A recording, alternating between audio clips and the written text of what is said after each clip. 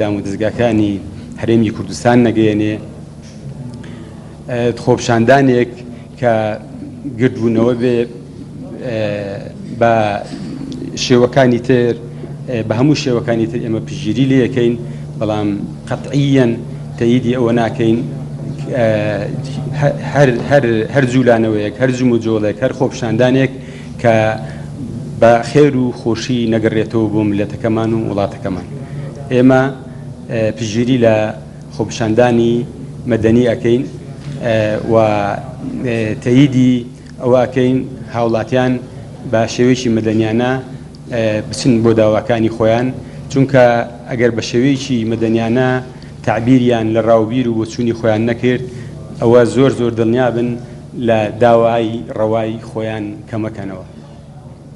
ئێمە هەمان کاتدا زۆر بە توندی دژی بەکارهێنانی هەموو تونوتیژیەکین چه ئەو تونوتیژیە لە لای خۆپیشاندەر بێ و چه ئەو بەکارهێنانی ئەو تونوتیژیە لە لای دام و دەستگاکانی هەرێمی کوردستان بێ. زوتنەوەی گۆڕان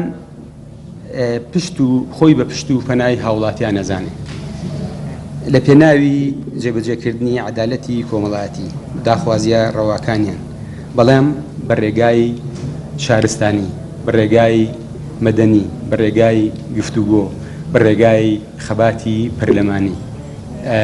ئەوە پەیامی بزوتنەوەی گۆڕانە و لە ئایندەیەکی زۆر کورت، ینی لە ماوەیەکی زۆر کورتی تردا بزوتنەوەی گۆڕان ڕاگەیاندەیەکی ڕسمی خۆی ڕادەگەیەنێ بۆ هەموو لایەکان. تەماشەوانە گوتنن جوادە تەبگەرە گۆڕان بوون دەربارەی بوێرە نیرۆ دەمژمێری ئازاد ئەفکارێ من بۆ ئارا دەبن هەر شاد.